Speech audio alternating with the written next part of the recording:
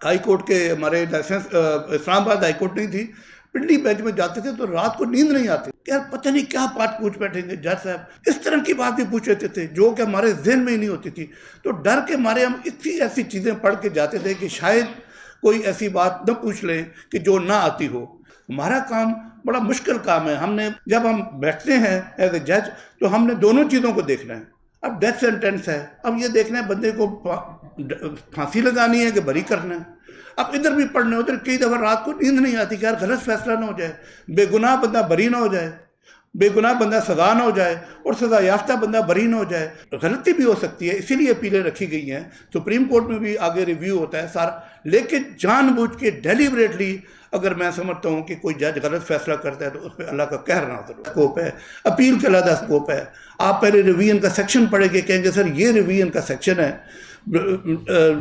Non exercise of proper jurisdiction, illegality, irregularity, sir this is the definition. अब मैं इस order को पढ़ता हूँ, इस ऑर्डर में ये इलीगैलिटी है, ये इरेगुलरिटी। तो रिट का और स्कोप है, रिट ऑफ सर्चरारी का और स्कोप है, अपील का और स्कोप है। लेकिन जब आप उसे कहेंगे पढ़ो जरा ग्राउंड क्या है, इसके ग्राउंड क्या है रिवीजन के, तो वो कहेगी मेरे पास तो किताब ही नहीं है। तो जब आपके पास किताब नहीं है तो आप अदालत को आर्गू कैसे करेंगे? 2 दिन परसों की बात है, एक लॉयर को मैंने कहा please read section such. Sir कहते सर मेरे पास बुक नहीं है। मैंने क्योंकि कई जज साहबान जब वकील था तो इस मामला से बहुत इंसल्ट करते थे। कई लोग कहते थे तुम फलां हो, क्या तरबियत है, किस चैम्बरों में तुम ऐसे। जो मैं कहता था कि अल्लाह ताला ने अगर मुझे मौका दिया तो मैं इस तरह की बात समझाऊंगा। अगर कोई बंदा विदाउट यूनिफॉर्म, अगर उसने टाई या कलर्ड शर्ट पहनी हुई है तो अल्लाह ने मुझे मौका दिया तो मैं उसे, क्योंकि कोई जज कहते थे तुम सलमान खान बन गए हो, तुम हीरो बन के आए हो, तुम क्या, मैं कहता था इस समझाएं लेकिन इस तरह समझाएं जो मेरा था थिंकिंग, जिस तरह आप अपने बेटे को ही अपने शागिर्द को समझाते हैं। गलती करके आता है तो मैं उसको कहता हूँ कि gentleman you are not in uniform, please next time be careful, next time ensure that you will appear in proper uniform. इतना ही काफ़ी है। उसको मैं ये कहूँगा किस चैम्बर से तुम्हारी तरबियत हुई है, कौन सा उस्ताद तुम्हारा है, वहाँ क्या सीखते आए हो, वक्त ये सारी चीज़ें हम देखते आए। उस वक्त मुझे होता था कि मैं इस तरह परसों भी बुक नहीं थी, उससे कि मैं लंबा लेक्चर देता, मैंने ऑर्डर लिखा दिया कि London court seeks some time to bring the book on next date of hearing at जज। इतना काफ़ी था उसके लिए। वो बात यह है कि कम अज़ कम हाई कोर्ट का एक डेकोरम होता है। मैं ऑनेस्टली आपको कहता हूँ कि जब हमने वकालत की तो हाई कोर्ट के हमारे लाइसेंस इस्लामाबाद हाई कोर्ट नहीं थी, पिंडी बेंच में जाते थे तो रात को नींद नहीं आती, यार पता नहीं क्या बात पूछ बैठेंगे जज साहब। मतलब ऐसा क्वेश्चन है कि फॉर एग्जांपल आपने कहा sir section 49 C of CD ordinance, तो जज साहब आपसे पूछेंगे सीडी ऑर्डिनेंस कब प्रोमलगेट हुआ, when it was promulgated, what is the date of ordinance. इस तरह की बात भी पूछ लेते थे जो कि हमारे जहन में ही नहीं होती थी। तो डर के मारे हम इतनी ऐसी चीज़ें पढ़ के जाते थे कि शायद कोई ऐसी बात न पूछ लें कि जो ना आती हो। तो मैं पहले भी कहा है उधर डिस्ट्रिक्ट बार में भी कि स्टेप नंबर 1 ये है कि हर लॉयर के पास एक ब्रीफ बनाए। यहाँ डेट पूछें, डेट ऑफ जजमेंट पूछें, डेट ऑफ डिग्री, 5 मिनट लगते हैं वो फाइल के सफ़े ऊपर नीचे करने में। ये चीज़ें तो आपके पास ब्रीफ में होनी चाहिए। जजमेंट देते हैं, कई लोग जजमेंट पकड़ा के चले जाएंगे। हम चैम्बर में हमारे जजमेंट का ढेर लगा होता है। किसी में कई दफ़ा ऐसा होता है कि जजमेंट के ऊपर फ्रंट पेज सीधा है, दूसरा पेज उल्टा स्टेपल हुआ हुआ है। वो बस मुंशी को दे दिया, मुंशी ने फोटो स्टेट वाले से करवा के जमा करवा दिया। अब ये भी एक तरीका तो ये है कि जजमेंट ही नहीं दी, 80% तो जजमेंट ही नहीं देते। जो देते हैं कुछ में से ये तरीका है। एक में यह है कि जी सीधे स्टेपल है, चलो एक स्टेप अच्छा कर दिया। एक तरीका यह है कि उन्होंने ऊपर टाइटल लिख दिया। अब हमें अंदर पता ही नहीं होता चैम्बर में कि ये किस केस में किसकी तरफ से जजमेंट है, तो मिक्स हो जाती है। उन्होंने टाइटल लिख दिया। फिर कोई और ज़्यादा मेहनती वकील है तो टाइटल के साथ मन जानब भी लिख दिया कि अनवान क्या है, शबीर बनाम वकार है तो मन जानब शबीर की तरफ से या वकार की तरफ से ये मेहरबानी ये लिख दी। जो उससे मेहनती हैं, जो उससे ज़रा अच्छी क्लास है, वो उसको हाईलाइट कर देते हैं। उससे अच्छी क्लास एक फोल्डर बना देते हैं। उससे अच्छी क्लास है उसकी बाइंडिंग करा देते हैं। बाइंडिंग करा के उसके ऊपर इंडेक्स लगा देते हैं। वो इंडेक्स वाली जजमेंट आती है, उसके ऊपर पेज मार्किंग होती है, उसके ऊपर फ्लैग लगे होते हैं। वो हम बाकी केसेस के लिए भी रख लेते हैं कि चलो इस तरह की प्रपोजिशन आएगी तो ये जजमेंट हम उधर भी यूज़ करेंगे। तो एक काम करने के, इस लॉ के जो केस को आपने हैंडल करने के ये सारे तरीके हैं। एक तरीका ये है कि बुक भी नहीं, और एक तरीका ये है कि आप इस तरीके से जजमेंट्स पेश कर रहे हैं। आप वो उसके रेलेवेंट पोर्शन जो है हाईलाइट करके, तो जितनी भी आपको जजेस को आप अच्छी असिस्टेंस देंगे, अच्छी तरीके से काम करेंगे, तो हमें अच्छा फैसला लिखाने में मदद मिलेगी। और हमें वो खुशी होती है कि जो लॉयर असिस्ट करते हैं, हमें चाहे वो रिलीफ मिले या ना मिले, दिल से खुशी होती है कि यार ये बंदा लॉयर, इसका केस तो नहीं, इसका रिलीफ मिला इसको, लेकिन वेल प्रिपेयर्ड आया है। नेक्स्ट केस में जब वो आता है तो वैसे ही आपकी उसके साथ सिंपैथी हो जाती है। तो ये बेसिक चीज़ें हैं, प्रिपरेशन ऑफ केसेस, हम्बलनेस। कई दफ़ा होता है रिलीफ नहीं मिलता, कई लॉयर गुस्से में आ जाते हैं, कई लॉयर बड़े अच्छे निश्चित तरीके से जाते हैं। तो ये सारी चीज़ें, एक जज भी एक ह्यूमन बीइंग है, और मैं समझता हूँ कि जैसे मैं तो अपनी वकालत में भी प्रिपेयर था, बगैर जजमेंट के कभी भी नहीं पेश। एक दफ़ा मेरे उस्ताद सरदार असलम साहब मरहूम chief justice Islamabad high court थे, मैंने सिर्फ नोटिस करवाना था एक केस में, मैं कि सर वो नोटिस इशू हो गया, mister Jahangiri have you brought judgment on the point, मैं कह नो सर। तो मुझे उनके चेहरे से लगा कि इनको बहुत ये बात नागवार गुजरी है। और उसके बाद ये था कि मैं जब डीएजी भी था, कोई सरकारी केस मेरा ऐसा नहीं था या प्राइवेट, मैं अगर एडजर्मेंट के लिए भी गया हूँ कि जी फलां वकील साहब नहीं है या सर मैं एडजर्मेंट, उसके लिए भी मेरी कोशिश होती थी कि जजमेंट लेकर जाऊँ। उसकी वजह यह है कि, और उन्हीं चीज़ें, यही चीज़ें फिर आपको आगे काम आती हैं, और इन्हीं चीज़ों की वजह से अल्लाह ताला ने मुझे इन उद्यम पे भी लाया। बाकी आपकी नीयत अच्छी हो, मेहनत करें, ईमानदारी करें, रिलीफ मिले या ना मिले, लीस्ट बॉदर्ड। हमारा काम बड़ा मुश्किल काम है। हमने एज ए वकील, हम एक पार्टी के साथ है, पार्टी को हमने बेल करवानी है, हमने बेल का सारा लॉ देखना है, बरी करवाना है, सजा करवानी है, कंप्लेनेंट की तरफ से डेथ। अब इधर बेगुनाह बंदा सजा ना हो जाए और सजा याफ्ता बंदा बरी ना हो जाए, तो बहुत बड़ा, मैं समझता हूँ कि हमारे दिल के ऊपर इस चीज़ का बोझ होता है और मुश्किल काम होता है। आप लोग जब घरों में चले जाते हैं तो हम रात तक बैठे रहते हैं। मैं जब वकील था तो मेरी अब सबकी रूटीन होगी, कोर्ट से जाना, घर जाके लंच करना, लंच के बाद नैप लेना, नैप लेने के बाद F9 पार्क में वॉक करनी और शाम को अपने ऑफिस चला जाना। तो मैंने एक दिन अपने उस्ताद से पूछा, सरदार असलम साहब से, वो लाहौर हाई कोर्ट के जज थे, मैंने कहा सर आपके कैसी लंच क्या रूटीन है?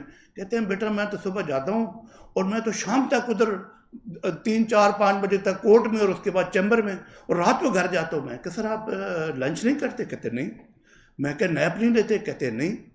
मैं कहा सर दिन को कोई जजों से, वकीलों से को गपशप लगाते हैं? कहते नहीं, पार्टी रूम में आधा घंटा होता है, उसके बाद तुम अपना, तो सुबह जाते हैं और रात को अंधेरा हो जाता है। कहते हैं हम खिड़की से देखते हैं बाहर सूरज गुरूब।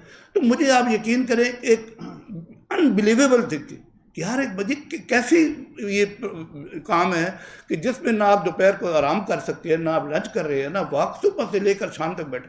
और अब यकीन करें कि वही सूरत हाल हमारी है।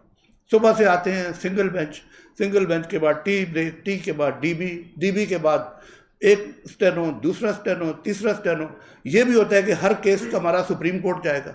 आपने तो कई लॉयर हमें आर्गूमेंट करके ऐसा आर्गूमेंट करते हैं, जो अंदर जाते हैं फाइल फोड़ते हैं, और चीज़ होती है, sir there is no recovery, कोई एविडेंस नहीं।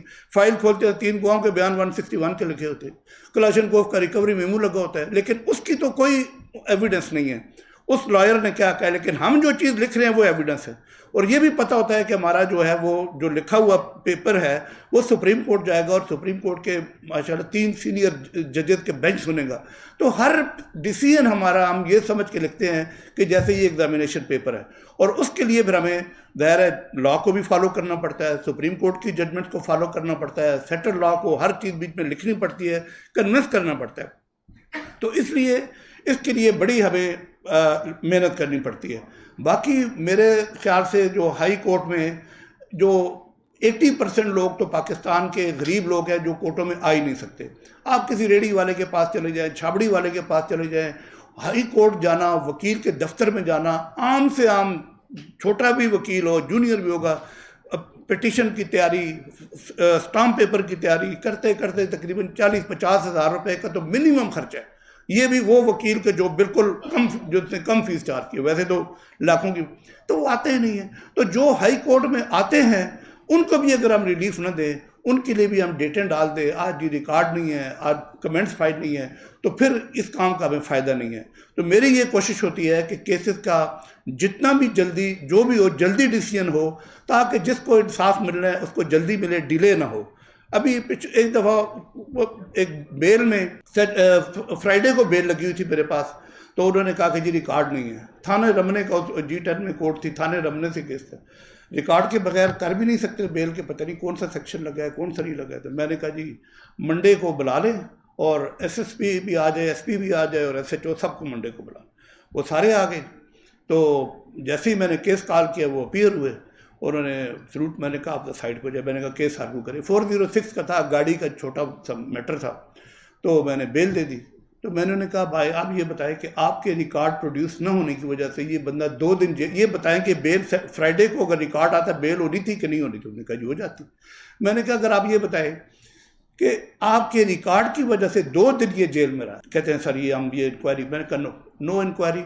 आपने जब ये रिलीज होकर आएगा तो 50,000 रुपया SP और 50,000 रुपया SHO इसको कंपनसेशन। तो उसको मैंने कहा अगर इस्लामाबाद में लाहौर हाई कोर्ट में आपकी जेलम या लाला मूसा से आपकी जुरिस्डिक्शन स्टार्ट होती है, सुबह एक रात पहले IO चलता है। हमारे अगर ये 10, 2, 3, 5, 6 किलोमीटर के थानों से भी अगर हमें रिकॉर्ड ना आए और हम लोगों को जेलों में डालें, मैंने उन पर कास्ट डाली, उन्होंने कास्ट पे की। इसी तरीके से कोशिश ये होती है, एक और केस में भी उन्होंने हाउसिंग सोसाइटी का था, गरीब आदमी, उनको सेक्शन 54 में अरेस्ट करके शराकत परेड के लिए 1.5 महीने से वो जेल में डाला। और जो गवाह हैं हर डेट पे ID परेड है, उसमें वो कर रहे हैं, जो विटनेसेस है वो कहते नहीं हमारे पास टाइम ही नहीं है, फिर डेट हो रही है, फिर डेट हो रही है। मेरे पास रिट आ गई, क्योंकि जब उस केस में अगर गिरफ्तार नहीं होंगे तो बेल भी नहीं हो सकती थी।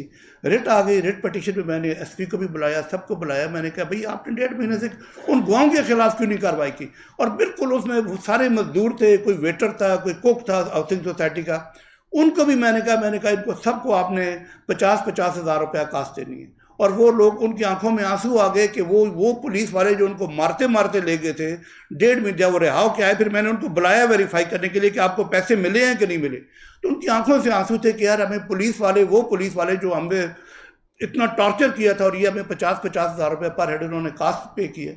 तो कोशिश ये होती है कि ऐसी जजमेंट दें जिसमें एक तो ये जल्दी हो।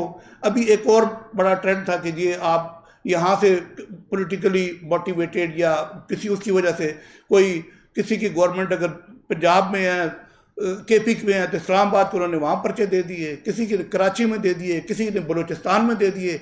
ये एक नया ट्रेंड था, लोगों को उठा के ले जा रहे हैं। अभी उसमें लेटेस्ट मैंने जजमेंट्स उसमें दी है कि उसमें मैंने कहा कि कोई मल्टीपल FIR, और जिस जगह की जुरिस्डिक्शन है वहाँ पर FIR होगी। दूसरे इस्लामाबाद की वकूए की FIR न बलूचिस्तान में हो सकती है, न सिंध में हो सकती है, न और किसी सूबे में हो सकती है। और एक वकूए की मल्टीपल FIR, उसमें मैंने बार से भी असिस्टेंस दी, बार के वाइस चेयरमैन को, हाई कोर्ट बार के प्रेसिडेंट, सुप्रीम कोर्ट बार के, पाकिस्तान बार के, सब लोगों को मैंने बुलाया, मैंने उनसे पूछा, उनसे असिस्टेंस दी। और ऐसा फर्स्ट टाइम मेरा ख्याल है कि ये ऐसा लॉ ले डाउन किया है मैंने अपनी जजमेंट में। तो कोशिश ये होती है कि लोग जो रिलीफ के लिए आएँ उनको रिलीफ मिले। कोशिश ये होती है, क्योंकि हमने हलफ उठाया हुआ है, हम हलफ के पास जा रहे हैं, और हमने ये नहीं देखना कि मेरे सामने कोई सीनियर वकील है, कोई जूनियर लॉयर है, कोई पार्टी इन्फ्लुएंशियल है, कोई, क्योंकि हमने हलफ उठाया। मैं कुरान पाक की आयत पढ़ के, दुरूद शरीफ पढ़ के रोज़ अदालत में बैठता हूँ, और ये होता है कि रात को सुकून से नींद आए। कोई ऐसा गलत भी हो सकता है, इसीलिए इंटर कोर्ट अपील है, इसीलिए हमारे सुप्रीम कोर्ट में अपील है। गलती भी हो सकती है, इसीलिए अपीलें रखी गई हैं। सुप्रीम कोर्ट में भी आगे रिव्यू होता है सारा, लेकिन जानबूझ के डेलिबरेटली अगर मैं समझता हूँ कि कोई जज गलत फैसला करता है तो उस पर अल्लाह का कहर ना हो।